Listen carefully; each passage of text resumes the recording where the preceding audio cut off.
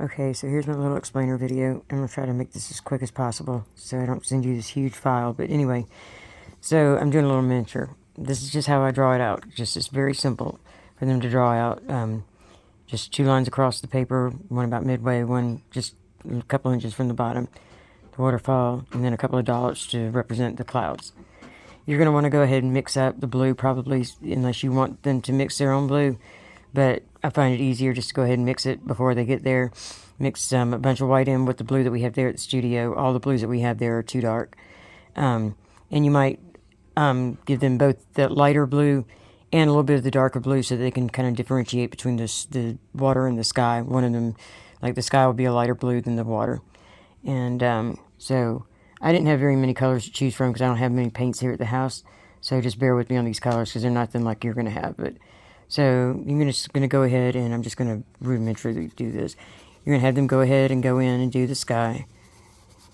Have them spread it thin as possible, so that it dries quicker, so that they can actually do the rest of the painting there in that hour-long period.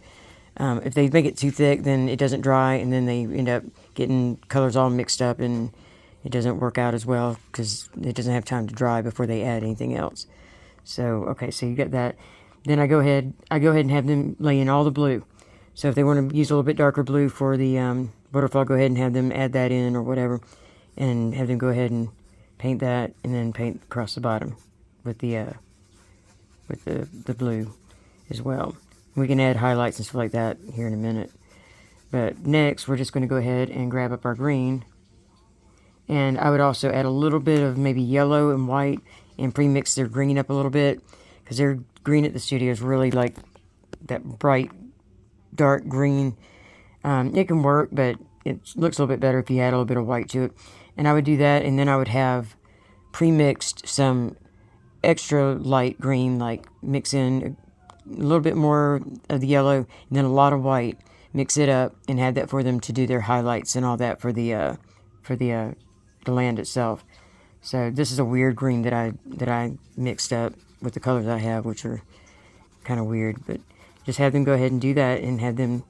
Oh, I'm sorry, I didn't add your little rocks in. You're gonna draw little rocks in, like boulders and stuff like that along there. They can go around those, but they don't have to because you're gonna be putting black over it, so it's not gonna come through anyway. So you can just go ahead and have them go ahead and paint everything green. Let's go ahead and do everything green. If they draw the little rocks and they want to color around them, that's fine, if they have time to do that. So have them spread that out pretty thin as well so that can dry a little bit. And what I do is I usually come up here, and instead of having a flat horizon line like the one she has there at the studio, I generally come in and just like do some, I usually add trees, but that's going, you don't have to do all that. Just kind of rough up the horizon line there to make it look like there's bushes or something like that, and that'll be fine. Okay, so what you're going to do next is, while all that's kind of drying and all, you're going to go in and kind of add your clouds. And this has gotten mixed in with some paint, so it's not going to be pure white. But I go in and kind of just dapple some white into the clouds. Like I said, this brush has stuff on it, so I'm just kind of like, I don't even know why I'm having to show you this, because you know what clouds look like. So go ahead and do that, and then if you want to, go ahead and have them add the border to the lines to the waterfall, and at the bottom have them go ahead and do the little, where it's all bubbly down at the bottom, maybe like concentric lines or something, like that. And then now you're going to want to go ahead and add in your highlights for the landscape, because you can do that while it's still wet, because it's just going to kind of blend anyway. So I'll go in and go ahead and kind of like just dapple some lighter green throughout. And like I said, I've got weird greens, so you're going to have much different colors in this. And then at the tops of these bushes and stuff, I go in and kind of highlight those. This is it's very hard to hold this camera and do this at the same time, so just bear with me here. And then pretty much lastly, you're just going to go in and you're going to have them mix in their black with their white, and you want it to be a higher white concentration, but don't have them mix it, like completely mix it to a gray. Have them mix it so it looks like marble, sort of. So where there's a lot of like this. Sort of like that, only much more white, like maybe. And have it very marbly, that makes more realistic rocks, and just kind of have them. You're gonna come over here and just like add it in, like just down the shoreline. Add 2 and 3 here and there, like that, and then some along the shore here, and as many OSB as they like, and they can always go in and kind of shape them up a little bit, add a little bit of white to the tops to kind of highlight them or something. That's a lot of white. I wasn't watching what I was putting on my brush. Wow. Well, that's not so bad. That kind of looks like... So then you just go along each one of them and kind of do that. If they have the time to do that.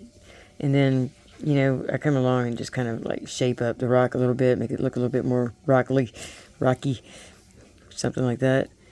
And, you know, they can kind of hang into the water a little bit. It doesn't really matter. And then just kind of like, you know, go in and kind of add that. And really, other than just little details here and there, if they want to add, you know, stuff that add more highlights, or maybe add, you know, maybe some shadow to the underbelly of the clouds with a little bit of gray, like this, you know, just kind of go in underneath the cloud and just kind of do something like that. I mean, but really, other than that, you pretty much got everything that you need in that painting there. So, like I said, try and get them to blend out things as thin as possible so that everything dries. And yeah, and if I were you, I'd go ahead and just to make it simpler for yourself, just go ahead and pre-mix the colors for them. And that way you can just say, now add this color, now add that color, and you can just walk them through it like step by step. You might want to